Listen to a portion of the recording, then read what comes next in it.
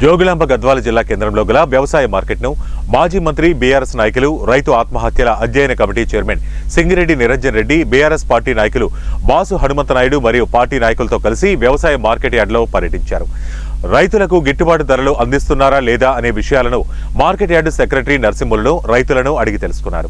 ఈ సందర్భంగా Singireddy Niranjan Reddy BRS party కార్యాలయంలో జిల్లా బీఆర్ఎస్ పార్టీ నాయకులు బాసు హనుమంతనాయుడు ఆధ్వర్యంలో మీడియా సమావేశంలో మాట్లాడుతూ రాష్ట్రంలోని కాంగ్రెస్ ప్రభుత్వం రైతాంగాన్ని వ్యవసాయ రంగాన్ని పూర్తిగా అన్నదాతల మనోధైర్యాన్ని దెబ్బతీస్తోందని ఆరోపించారు.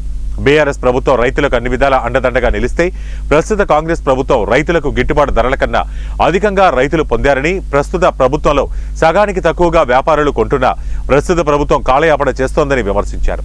ప్రభుత్వ అసమర్థత కారణంగానే రైతులు తీవ్ర ఇబ్బందులు ఎదుర్కొంటున్నారని, విధిలేని పరిస్థితిలో ఆత్మహత్యలకు పాల్పడుతున్నారని ఆరోపించారు. గతంలో 423 రోజుల్లో 412 మంది రైతులు ఆత్మహత్య చేసుకున్నారని తెలిపారు. కాంగ్రెస్ ప్రభుత్వం ప్రాజెక్టుల నీటిని అందించేలా ఎలాంటి చర్యలు చేపట్టకపోవడం రైతులపై వారికున్న చిత్తశుద్ధికి నిదర్శనమన్నారు.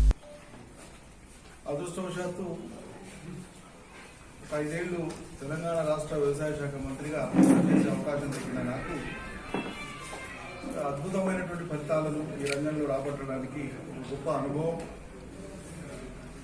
గొప్ప అవకాశం, చాలా గొప్ప తృప్తి మిగిలింది.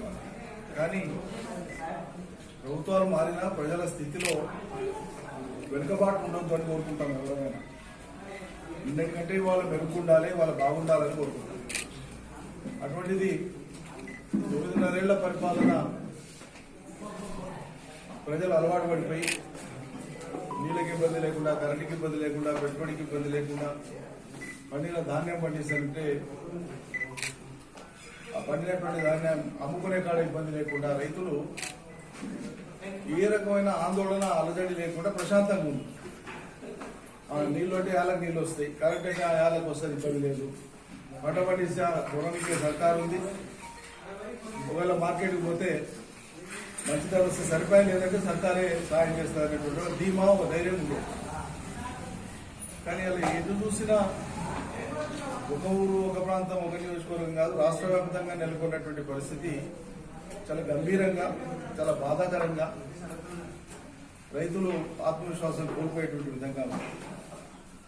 అందుకోసమే 412 పైచిలకు మంది రైతులు గత 423 రోజుల ప్రభుత్వ కాలంలో, కాంగ్రెస్ ప్రభుత్వ కాలంలో ప్రాణాలు ఇచ్చారు. అవన్నీ మీరు మీడియా మిత్రులు ఎక్కడికక్కడ ఏ ఊరికి ఆ ఊరు, ఏ మండలానికి ఆ మండలం చనిపోయిన యొక్క రైతు వివరాలతో పాటు మీరే పొందుపరిచినారు, రికార్డులో ఉన్నాయి. సరే, రాష్ట్ర వ్యాప్తంగా మేము కమిటీలాగా వేసుకొని పర్యటన ప్రారంభించినాం. ఒకటి, భరోసా కల్పించాలి రైతాంగానికని. 2, ఈ పరిస్థితులు పునరావృతం కాకుండా మానసికంగా వాళ్ళు ఒత్తిడి గురి కాకుండా ఒక ధైర్యాన్ని ఇచ్చి కలిసి ముందుకు సాగుతాం తప్ప ఇది మరో పరిష్కారం కాదనేటువంటి ఒక మాటను బలంగా చెప్పి వాళ్ళలో ధైర్యాన్ని నింపాలని, రైతాంగానికి మేము ఉన్నామనేటువంటి ఒక తోడు, ఒక నీడ మేము ఉంటామనేటువంటి ఒక నమ్మకాన్ని కల్పించాలని చెప్పి పర్యటన చేపట్టడం తిరుగుతాం. దురదృష్టవశాత్తు కాంగ్రెస్ అధికారంలోకి వచ్చిన 14 నెలల కాలంలో పచ్చి అబద్దాలు చెప్పి అధికారంలోకి రావడంతో పాటు అధికారంలోకి వచ్చినాక కూడా నిత్యం అబద్దాలు ఆడడం తప్ప పనిచేయడం లేదు. ఇప్పుడు సాక్షాత్తు గద్వాల మీడియా మిత్రుల యొక్క, జోగులాంబ గద్వాల జిల్లా కేంద్రం యొక్క మీడియా మిత్రుల సమక్షంలోనే ఇవాళ ఇక్కడ ఉండేటువంటి వ్యవసాయ మార్కెట్ సందర్శనకు వచ్చినా మేము చూస్తున్నాం. 1,000 మందికి పైగా రైతులతో మాట్లాడినాం. వాళ్ళ వేరుశనగ కుప్పల్ని, కంది కుప్పల్ని కూడా చూసినాం. అంటే ప్రభుత్వానికి పట్టింపు ఎట్లా లేదు అని చెప్పడానికి ఒక స్పష్టమైన ఉదాహరణ మీ కళ్ళ ముందే నేను పెడతాను. ఇది ప్రజానికానికి తెలుస్తుంది. వేరుశనగ కేంద్రం ప్రకటించినటువంటి మద్దతు ధర ప్రకారంగా 6,783 రూపాయలు క్వింటాల్. ఈ మద్దతు ధర కంటే పైన అమ్మాలి. ఈ మద్దతు ధరకు